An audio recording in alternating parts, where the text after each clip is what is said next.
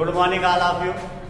आपकी class 11th में आपका जो लेसन 7 चल रहा है फिजिक्स फर्स्ट में, force and Newton's law of motion, इसमें आपका जो पहला टॉपिक आपका पहले वीडियो में बताया गया है कि फोर्स, इनर्शिया और न्यूटन्स लॉ ऑफ मोशन का फर्स्ट लॉ क्या है।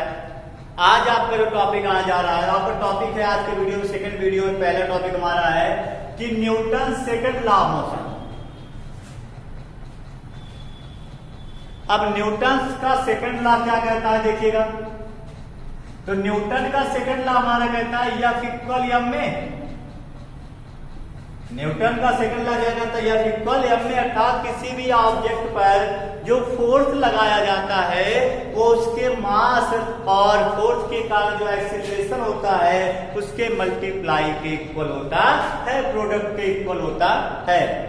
तो उसके बाद इसका फार्मूला क्या होगा, इसका फार्मूला आपसे जो पता होता है कि product of mass and acceleration is equal to force on object. तो देखिए,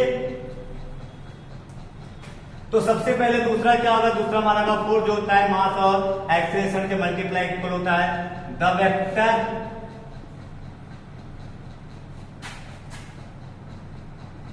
सम of the force F on an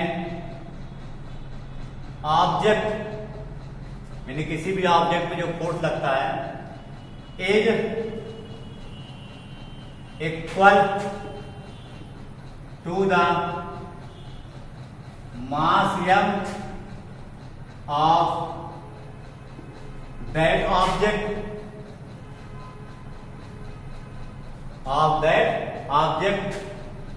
उसके बाद आपका हो गया मल्टीप्लाइड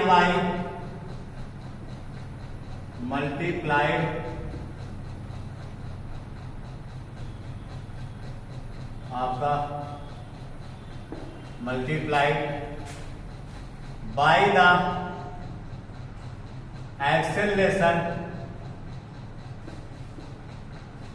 किससे थे हम, ए से, ऑफ द ऑब्जेक्ट। तो क्या कह रहा है, वही कह रहा है कि किसी भी ऑब्जेक्ट पर जो फोर्स लगता है वो मास और एक्सीलरेशन के मल्टीप्लाई के क्या होता है, आपका इक्वल होता है। तो यहां पर आपका क्या हो गया कि F इक्वल m में, ये न्यूटन का सेकंड लॉ है। अब न्यूटन का थर्ड लॉ देखते हैं।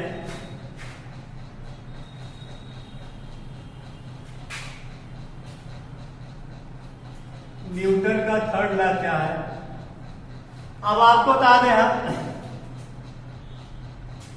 न्यूटन का जो थर्ड लॉ होता है तो आपको पता होती है कि न्यूटन का थर्ड लॉ क्या होता है हमारा।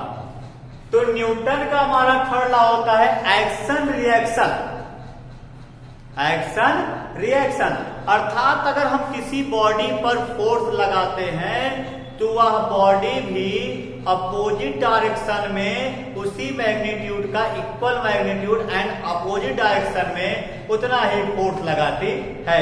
जितना फोर्स हम किसी बॉडी पर लगाएंगे वह सेम मैग्नीट्यूड का इक्वल मैग्नीट्यूड और अपोजिट डायरेक्शन में भी उतना ही फोर्स वो भी लगाती है। इसे बोलते हैं action reaction.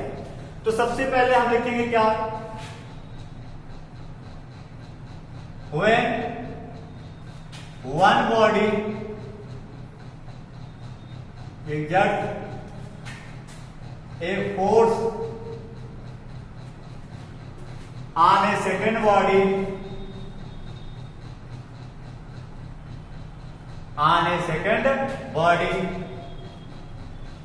the second body exerts a force equal in magnitude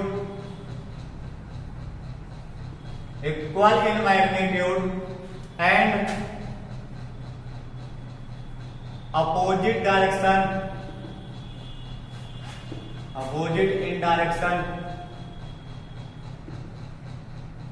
on the first body on the first body. तो क्या कह रहा है कि अगर किसी भी बॉडी पर हम फोर्स लगाते हैं तो आप इक्वल मैग्नीट्यूड और अपोजिट डायरेक्शन में उतना ही फोर्स लगाती है। अब सेकंड लॉ की बात क्या आएगा, आपको इनर्शिया बताया गया था। इनर्शिया जो होता है वो किसी भी ऑब्जेक्ट, किसी बॉडी की एक प्रॉपर्टीज होती है जो अपने स्टेट में चेंज होने का या अपने स्टेट में चेंज होता है उसका क्या करता है, वो आपका विरोध करता है, यानी वो चेंज होने नहीं देता है। तो कभी भी जैसे अपने भी किसी भी स्टेट में अगर चेंजिंग का कोई विरोध करे, जो उसकी प्रॉपर्टी होती है जो विरोध करती है उसे हम क्या कहते हैं, इनर्शिया कहते हैं। अब इनर्शिया भी आपके 3 टाइप्स होते हैं। सबसे पहले आपका हेडिंग क्या आएगा,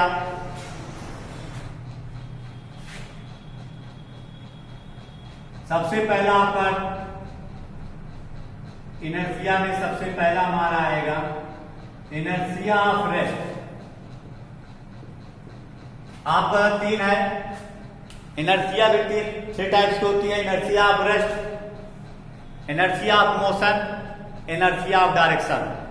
सबसे पहले देखते हैं इनर्शिया ऑफ रेस्ट। अगर आप देख लिए तो सेम जो इनर्शिया की जो डिफिनेशन वही इसकी भी है, बस यही है कि जैसे अगर मतलब इसकी जो किसी बॉडी जो प्रॉपर्टी होती है जो अपने रेस्ट के पोजीशन में कोई चेंज ना होने दे उसे को हम क्या कहते हैं, इनर्शिया ऑफ रेस्ट कहते हैं। तो यहां क्या होगा, यहां क्या हो जाएगा, the inert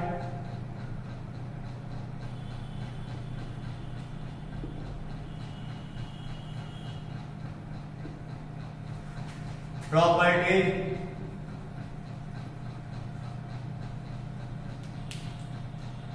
of a body by virtue of which it cannot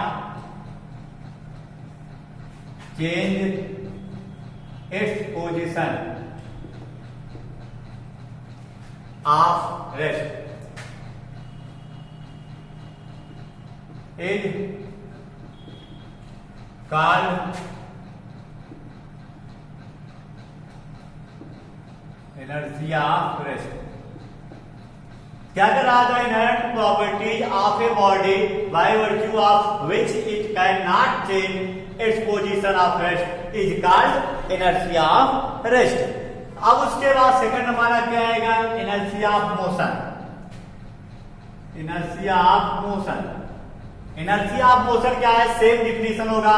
यहीं पर जहां पर रेस्ट क्या हो जाएगा, आपका मोशन हो जाएगा। तो यहां पर आपका क्या आ जाएगा, इनर्शिया ऑफ मोशन।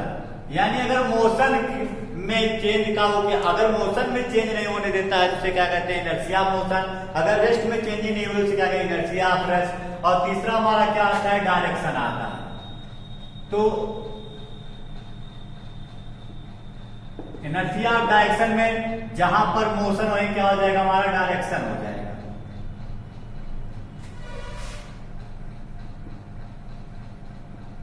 तो आपको न्यूटन्स के तीनों लॉ आपको क्लियर हो गए, first law, second law, third law. First law आप जान रहे हैं कि इनर्शिया लॉ है कि अगर कोई बॉडी रेस्ट में है तो रेस्ट में रहेगी, और यूनिफॉर्म मोशन मोशन से उसका कोई एक्सटर्नल फोर्स न रह जाए। सेकंड आपका होता है या इक्वल में, यानी किसी भी बॉडी पर जो फोर्स लगाया जाता है उसके मास और एक्सीलरेशन के क्या होता है, प्रोडक्ट के इक्वल होता है।